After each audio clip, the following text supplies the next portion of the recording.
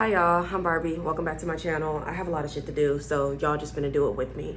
I want to tell y'all about my crazy flight day, and usually I would do that shit on TikTok, but TikTok been pissing me off lately, so y'all just gonna do this shit with me while we talk about my fucking flight day.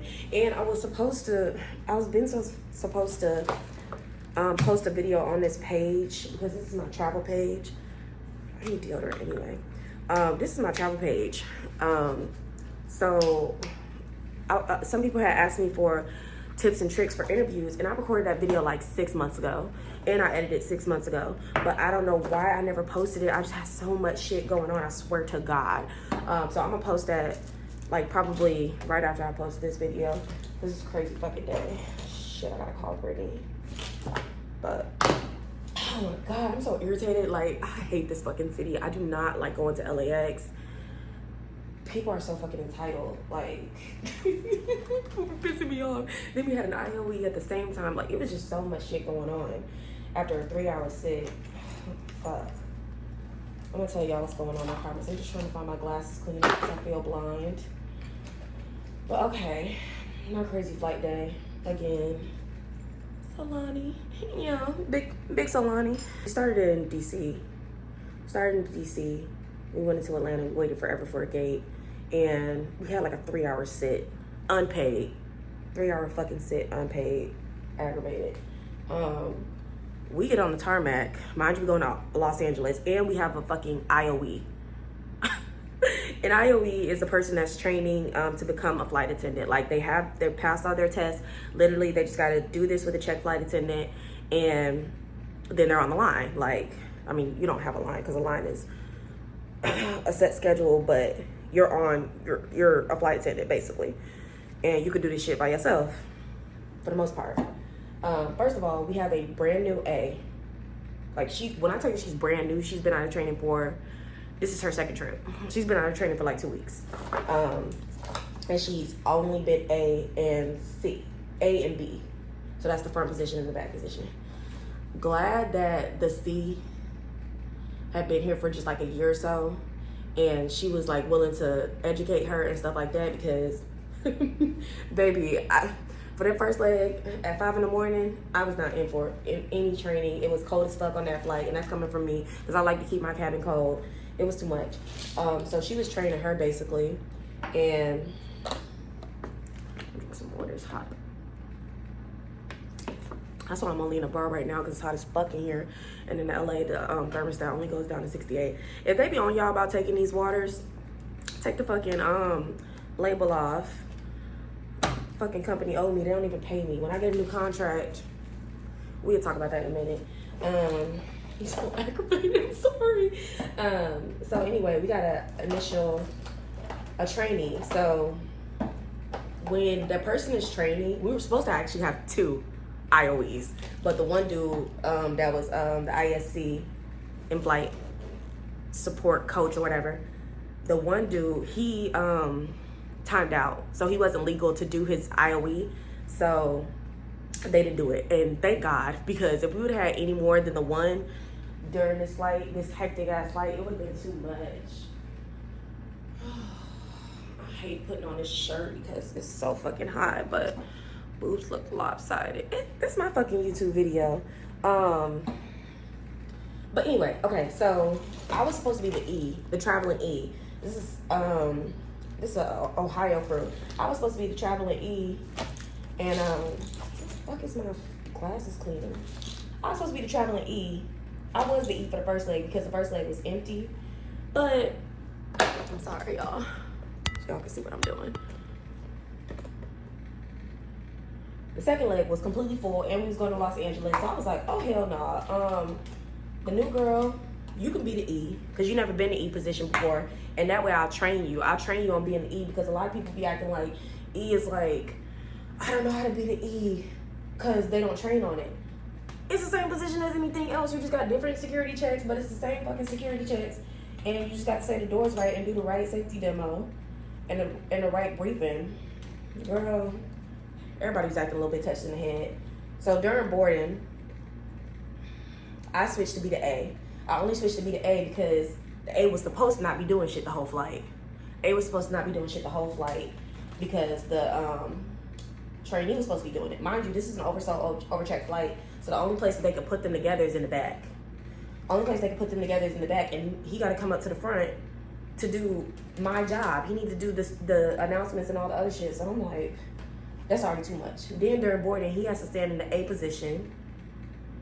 And so she was like, can we get someone to guard the bins? I was like, well, I ain't gonna be doing shit for the whole flight. So I thought, I'll stay up here and guard the bins. When I tell you, them people in Los Angeles are so fucking irritating with that. When they come on with 6 bags, okay, you're only supposed to have 2 by FAA regulations, and I understand how y'all getting 3 past the gate agents. What the fuck is y'all doing up there? It's 3 of y'all. But, so, they getting all these fucking bags on, so she's training him, so she's got to tell him right. And she like, sir, you got many bags you need to condense, this, that, and the third, because we're supposed to really be checking that. I actually don't give a fuck, because if the gate agent lets you on with this shit, at this point, it's above me, okay? I don't give a fuck. We start checking every single bag off this bitch, and everything go under the plane, okay? I don't give a damn. Well, now I don't give a damn. I used to care. But no, I don't give a fuck. I really don't. So I'm guarding bins or whatever for the first 2 rows because, you know, the first row is the bulkhead. So for the baby flight attendants on the bulkhead, where there's no seat space underneath, all their items have to go up. So at my airline, we will guard those first 2 bins for rows 1 and 2 because it's upgraded seating. So they really should have space for their shit. It was too much. Everybody, luckily the dude was Dominican because so many people were speaking Spanish, and he was Dominican, so he was translating. So I was like, points for you, because I'm gonna have to cut that out. I'm gonna have to cut that out, okay? This company don't pay me to speak Spanish, so I will not be speaking Spanish. I don't give a damn. I would not be speaking Spanish for them until they start paying me. And I think they used to either pay the Spanish speakers, or they started to say they were gonna pay the Spanish speakers, but something went wrong and they don't want to pay them that extra $2. So if I spoke Spanish, I would not be speaking Spanish for this fucking company, because y'all don't pay me to speak Spanish for this company. Anyway, so everybody's seeing fucked up, and they decided not to talk to the gate agents about that, whatever. It's just a fucking shit show. I'm guarding the bins. The last people that get on are these people with 85,000 bags, and he's in the front row, and the other girl's in like row 3 or something. So the training flight attendant at ISC, she was like, y'all can't have all these fucking bags. Matter of fact, y'all need to check all this shit for real, because I got space for 1 bag up here. And normally we would have had like the person in row 2 take their bag down, but like, no, because y'all got too much, like, y'all got too much shit. Y'all gonna have to check this shit. Yeah. And so the guy in row 2 was so nice, because he was like, well, he could put that 1 bag under me. I'm not gonna make myself more uncomfortable so that these motherfuckers can have a bag, and they didn't even say thank you. That's why I don't help nobody. I said, hello, this man said you could put his bag under him. You a grown-ass man, thank you. He was like, oh, thank you. Yeah, the fuck? So rude and entitled. And then I told her, I said, this is an exception that we let you keep these 2 bags on, but you're gonna have to check the rest of this shit. She's not telling you nothing wrong. And she was like, I'm just moving across country. Okay, but you're not a flight attendant, so you can't do what we do. And even when I was moving, my crash pad closed at the end of this month. I checked all that shit. One second. I should have put that in the other thing. What the fuck ever. Yeah, I checked all that shit. You can put that shit up at the carousel, dummy. It's fucking Los Angeles. I cannot stand these people. So anyway, and that was just during boarding. We finally get boarded. We get on the tarmac or whatever, and we get to going. How about they talk about something? We gotta get to return back to the gate because something wrong with the engine. Da da da da. And the girl back in the back is on Lexapro too. She said, I did hear something. When I was like, if it was important, they'd get an alert. Oh, did they? Oh, did they get an alert? They said, yeah, we gotta return back to the gate. There's some alarms going off, this, that, and the third. It's like, okay, whatever. Go back to the gate. Waiting long periodically time for maintenance to show up. Maintenance finally show up. It's like a 2-hour fix, I swear to God. Now they all want water, and I'm like, okay, we're not gonna let them off the plane. We might as well do a water service, but I told you that girl was on Lexapro. She was aggravated. By the time we actually came with a water service, because they were just giving a bottle of water. I didn't give a fuck, okay? By the time we came back with the water service, by the time I called the captain, because the door is open, so they should be able to get off. By the time I called the captain and asked if we could do a water service on the ground with the door open, I went up to the front and told the ISC, I said, we finna do a water service. She said, no. I said, she said, the door open, they can get off. I said, the captain said that if he fix this in the next 5 minutes, he gonna close that fucking door. So they can get off, but she's like, man, this bullshit. So then the maintenance guy finally comes back on and he's like, I gotta close this door a little bit. So she's like, yeah, so none of that's happening. We're not gonna do the water service. What that got to do with the water service? Whatever. I don't want to do all this work any fucking way. And it's hot. And I had asked the captain, I was like, is it a reason why it's so hot? Like, did that have something to do with this maintenance? And he was like, no, it's 30 degrees. I am from the United States of America. So, of course, my mind went to Fahrenheit. So, when he said 30 degrees, he was like, it's 30 degrees. And we got 240 bodies on this plane. And I was like, oh, Celsius. And they both looked at me like, duh. Nigga, I don't work here, okay? I am a flight attendant, okay? So I still use Fahrenheit, bitch, okay? The only thing I use is military time. So they was like, do you need us to transfer it to Fahrenheit? And I was like, I got it. It's hot as fuck. 30 degrees, it's hot as fuck. That's all I know. It's sweating, and then y'all don't got the APU on. I said, turn the fucking APU on. Like, shut up. Turn the APU on. So they turned the APU on. It started to get cooler or whatever. Everybody opening their air vents. And now, as they're finally fixing it, we have a medical emergency. This bitch talk about she dizzy, she got vertigo and a headache, and all this shit. The trainer ISC said she not fit to fly. And I said, one band, one sound. I don't feel like she fit to fly either. Because my first flight out of IOE at this airline, person had vertigo and bust their head on my jump seat while I was the A flight attendant, and we were doing service. Thankfully, I had a senior mom to help me through that shit because I was aggravated. Anyway, back to this fucking crazy ass. Oh, I should have put this shit in the refrigerator. Let me put this shit in the refrigerator. Oh, so fucking hot. I passed out, bitch.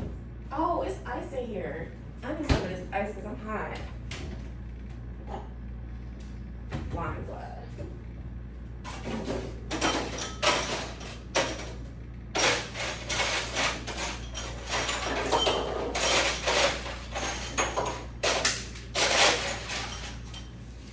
It's the worst ice machine ever. Fuck. Anyway. This hotel is like a apartment. I like this hotel. That's the only thing I like about this layover, but I swear to God, I fucking hate this layover. Anyway, so this lady talking some she dizzy, she got vertigo. So when the ISC told me that she not fit to fly, I came and knocked on the door because I'm still the lead flight attendant. And I said, Captain, this lady said she dizzy, she got vertigo, she got a headache, this, that, and the third. Go ahead and offload her, and then we can get the EMTs out there. He asking me 85,000 questions. Well, what's her symptoms? This, that, and the third. Did she say she wanted medical? And I'm like, what the fuck are you getting so hostile for? And he was like, yeah, because we don't want to cost that MD. He was like, can she not walk out there? I'm like, I'm sure she can. But I'm telling you to get her off the manifest and then call EMTs out there. He's like, I don't want to cost that MD. You don't have to call Stat MD. They have EMTs in the fucking airport. And I hate when people act like they don't know that we have EMTs in the fucking airport. Call one of these motherfucking ambulance in the airport. This is the biggest international airport in the United States. Call motherfucking EMTs. He get mad. He come out the cockpit basically cussing out the ISC like, we're jumping to conclusions. We're being a little bit dramatic. We don't want to call Stat MD for a headache. First of all, you act like it's gonna hurt you to cost that MD. Nigga, cost that MD. So he got an attitude. He come out, he like, I need age, sex, and symptoms, don't I? In order to call Stat MD. I said, well, keep talking to this bitch. He ain't talking to me. Let me get my ass back in the back, actually, because now I got an attitude. And you start giving me that attitude, I might just knock your ass out, okay? You're still uncolored, and I'm very colored. So every month is Black History Month. I could just knock your shit through. Peel your motherfucking muffin cap back, blue bitch. Who the fuck you talking to? I'll let y'all handle this. He training, and you training him. So let me get the fuck on. So he got on the phone with Stat MD. It took Stat MD all of 30 seconds to say, that bitch got vertigo. Offload her now. So exactly what the fuck we told you. That's one. Two, it took you all of 30 seconds. Stat MD said vertigo. Get the bitch off. Y'all still on the ground? Get the bitch off. It took 2 seconds. Now what? So now he got a fucking attitude for no reason. Because first of all, we were right. And second of all, it was an easy fix, bitch. Anyway, we getting them fucking air. And I'm supposed to be not doing shit because I'm the lead. And he's gonna do all the lead announcements and he's gonna do all the lead work.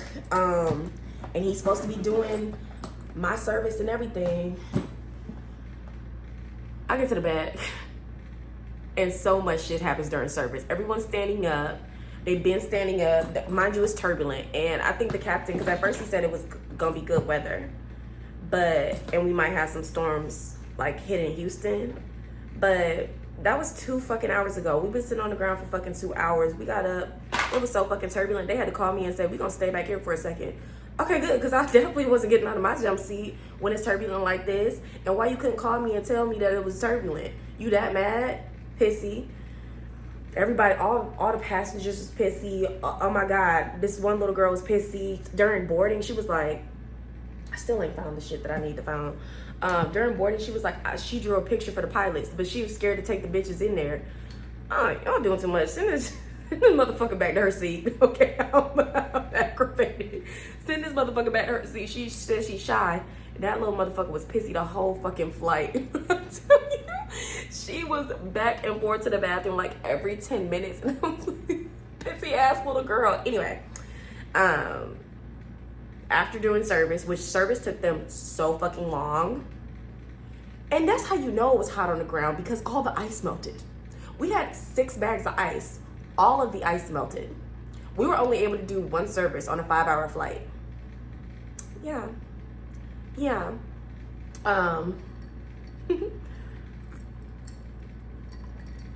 Anyway, so after they finally do service, it's 1,000 call lights going up, and I'm talking to the E, because remember, she was the A at first. I had her switch so she could be the E, and she was embarrassing me because I practiced with her 3 times. 3L and 3R armed, and this motherfucker still say 2L and 2R armed. But it's okay. We're all new. First of all, the IOE did good, and she did good. For this to be her 3rd day on the line, and we had her back. Like, I don't like when people get frustrated with new people, because we was all new once. And bitch, you act like you wasn't in training once, and they didn't throw you to the motherfucking wolves. Because even when we was talking to the instructors, she was like, how do you feel like he's doing? I was like, he's good. I was like, he's kind. He's not getting frustrated. He's taking direction well. We started talking about inventory though, and that was really when because she was like, inventory is only 4 items. I said, they don't teach them to do inventory, just like they didn't teach me to do inventory. Mind you, I'm the most senior person on this crew because I've been here at this company for 4 years. My recurrent is actually next month, and then after that is vacation, but I won't be here, but I am gonna take my vacation. But I was like, they don't pay us to do inventory, so I'm not doing inventory. When we get a new contract, then I'll start doing inventory. And she was like, it's only 4 items. I don't care what it is. I'm not doing it. And you're the only instructor, IOE instructor, that I've seen to date that taught somebody how to do it. I ain't get taught that shit. They're not teaching them that. They're not even teaching them their announcements, because they be an announcement saying smoking is not prohibited. I'll be like, ding, run that back, because smoking is definitely prohibited. Motherfucker, smoking is definitely prohibited. Anyway, it was a good flight. We just had so many emergencies in one. And because everyone around us was training, we had to get up and because I told them it was hot as fuck. They thought it was just me, okay? Because I be telling people that I'm going through menopause because I be so hot. But they thought it was just me that was hot, but everybody's throwing up. And I'm not helping. I told y'all to turn this motherfucking air down. I told y'all to turn this fucking air down. Y'all acted like I was saying some crazy shit. So now y'all gonna deal with all these people throwing up. Turn the fucking air down. Captain keep turning up to 75. stop touching our shit. Finally get it down. And these motherfuckers turned up to 72. Turn this shit down. It's hot as fuck. It's like it's hot as fuck in this fucking air in this room. And it only go to 68. And on low.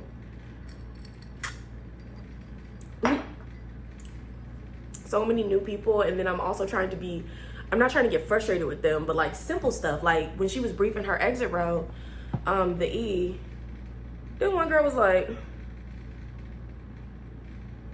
this is enough for me, okay? You being hesitant when I say, are you willing and able to assist? It takes 2 seconds to say yes, okay? Yeah. So she asked that whole like 5 times, are you willing and able to assist? And I was already making my way up. She was like, okay, well, 1 second. She's like, what do I do? I said, that bitch finna find a new seat. And it was funny because the girl, it was a tall black lady that kept looking back like, I said, what you over here being nosy for? You want this seat? And she was like, yes, I do. So I was like, switch, boom. Because I was just gonna try to find another seat. Switch, boom. She said, thank you. You welcome. Yes, something. And so I was like, and just now brief her. She was like, yes, I'm absolutely willing and able to assist. Yeah, because it takes you all of 2 seconds to say yes. Just take one of your headphones out, okay? And if they ask you to take both the headphones out, just take both headphones out. Do the brief. It takes literally 30 seconds. Just if you're willing and able to assist, say yes. And if you're not, we can get you a brand new seat, okay? We got her another aisle seat. Somebody definitely will be willing and able to assist. But in emergency, I need you to be able to open the fucking door. Simple, okay? You ain't even gotta stand, the directions say to stand at the bottom and help pull people off, but you ain't even gotta do, just open the fucking door, all right? Anyway, it was a hectic ass flight. So many emergencies happening during the flight. We're 4 hours fucking delayed. They're on minimum rest. I was so fucking tired when I got here. I missed my damn delivery. I was so fucking mad. Oh my God, we came all the way out there. I was like, keep the shit.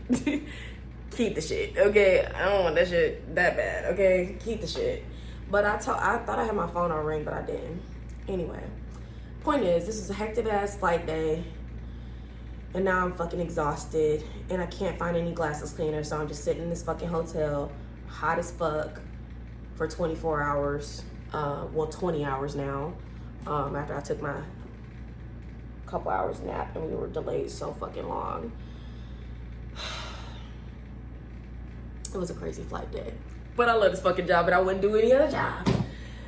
If I could do this job in another country, getting paid the same, but not scared for my life every day, then I fucking would. Anyway, airplane Barbie out. I can't even really talk to y'all about how crazy this fucking day was because it's so fucking hot and I can't focus. So unmoisturized right now. So it's the second day of my, actually no, I was on a 4-day. Was on a 4-day. I did 1 day in DC, 24 hours in LAX. I think I did a 3-day, yeah. And today was even worse. That's why I fucking hate that city. I swear to God, I hate that city. Then, as you can see, my face is swollen. Why is my face swollen? Because I got into a fight with the fucking table. Yeah. I fell in between my bed when I was drunk. Coming in LAX on my 20-hour layover. Well, it got delayed, so instead of 24 hours it was like 20 hours, but still got drunk because I was upset about me going to China following this situation with Rick Chow, the murderer. Yeah, he's a fucking murderer. And I was so fucking mad. I recorded a whole podcast episode that I have to edit. I was so fucking mad. And then I'm like, I'm moving to China, and I don't even want to fucking do that now. I want to be around anybody but black people. I was so fucking mad. So then I got drunk, and then I got into a fucking fight with the table. Bust my shit. Peel my motherfucking muffin cap back blue, and it fucking hurts. It fucking hurts. And I woke up like, God damn. I beat my own ass. Yeah, that's why I posted that TikTok video and didn't say shit. Yeah, you're all gonna suffer with me. Yeah, and then like the flight back wasn't that bad. It was just boarding. It's always boarding in Los Angeles. And the only reason why I'm whispering is because there's one other person in this crash pad, because the crash pad is closed, okay? It's closed, but I had to come back here to grab my last few things And I got back like an hour ago, and it's midnight. And, well, no, it's not midnight. It's 2 in the morning. And my flight leaves at 7, so I need to leave here in like 3 hours, be at the airport for my commuting flight back home. But yeah, the flight was actually fine. It was boarding, and we had to put this man off, and I felt so bad because he was clearly mentally unstable, and he was like the last passenger that came on, and he had a fucking trash bag for his clothes. He was up front saying something to them, but the A was brand new. He was brand new because I had a new crew on the floating E, and the A was brand new. He said something weird to him. He was up there for a long time. So then we had to wait for the pilots come on. Then they said we need to wait for maintenance, so to tape something up in the bathroom. And my face hurts. Maintenance goes back, and when maintenance goes back, the man goes, he says something to him, something very strange. So the maintenance guy keeps walking, so I walked into him. I said, "What'd you say to him?" He said, "I told him that," because I heard a little bit of it, but I wanted him to repeat it. He was like, "I told him that if his bosses are telling him to go back there and break something so that we can crash, not to do it, because he doesn't answer to them. He answers to a celestial power like we all do." I said, I was trying to give him a chance, and I was like, "Don't say shit else like that on this plane today." And he was like, "Yeah, you too." And I was like, so I walked up front, and I was like, I don't know what the fuck wrong with him, but what was the issue with him earlier? And it was like, he was just strange. I said, he was just strange. So I asked the gate agent, I said, "What's up with him?" She was like, "Well, yesterday we had to offload him because my manager, he was saying stuff out in the gate area, and my manager said that he can't fly on his plane because he's making the passengers and the flight attendants uncomfortable with what he was saying." He was saying stuff like that yesterday. "Oh, and y'all thought he was going to get on this flight today?" Bet. So I asked the see how she feeling. She was like, not comfortable at all. So I was like, let me go run it back to the B and the D. So I went back there, and the B's pretty senior, I would say. And so I came back there. She said, "What's up with him?" And I was like, "I was just about to come and tell y'all, he over there talk about celestial beings and the plane blowing up." And she was like, "Oh, hell no." I said, "Hold on, you ain't let me finish." She said, "No, fuck that, he off." And so she went up front, got him off. And then when she came back again, I think at first he was arguing with the gate agent and basically saying like, "I'm not coming off." And she was like, "You is, you're gonna have to come off, they're not comfortable." And apparently the passengers told me when he left that he had been saying shit. Like, he was making noises and saying shit. "Oh yeah, buddy, you're gonna have to come off this motherfucker. Yeah, you getting off for sure." And even one of the ladies in the exit row, she came back and she was like, "Yeah, he had told me that my life not guaranteed." Oh, nigga gotta go. That nigga gotta go, because I don't know what the fuck he's saying all this weird shit for. And we just had a passenger on a what airline was that? It was a Frontier flight going to San Juan the other day. Tried to open the motherfucking emergency exits. They're either mid-flight or on the tarmac. I said, I'm so happy that everybody in the emergency exit row was willing and able to assist, because they put that nigga down. Like, they literally was like putting his hands behind his back and all types of shit. And I was like, thank you. Put this nigga out of the motherfucking exit row. And that's why I don't give people chances when they act weird. When I say, "Are you willing and able to assist?" Anything other than a yes, bitch, you're getting up. "Oh, no, I guess I'm good." No, you're not, bitch. You seem suspicious to me. Don't be acting crazy and hooping and hollering and acting suspicious, because if I don't feel comfortable with you sitting in that exit row, you won't be. You won't, because, and it's not even a power trip. You could do some crazy shit like try to open the emergency exit rows. Duh. So, after that was a pretty good flight. I had a couple funny passengers, like... The one dude just went and sat his ass in the exit row because it wasn't a completely empty flight, but it was a lot of open seats. So some passengers was asking me if they could move. And of course, if it's in the same cabin, I'm going to let you. I don't give a, if it's in the same cabin, sure. I have no problems. But don't just sit your ass in the emergency exit row, and that's what he did. And then just sat his ass in the emergency exit row. I said, "What's your seat?" He said, "It's over there." I said, "Go sit over there." And he was like, "Oh." So then I told him, so then he went back to his seat, and I was moving somebody else who asked me to move. And then I had moved the couple that was in front of my jump seat in the exit row to the love seat. So I moved them over to the 2 seats. And then I told the guy on the aisle seat was like, "Can I move over there?" And I was like, "No, because how the fuck you gonna move into the 2 seats that I'm moving somebody else to?" So then everybody was laughing, but I was dead ass serious. Fuck is you? No. And so then, but I did move him to the exit row eventually. It was just the other side of the exit row.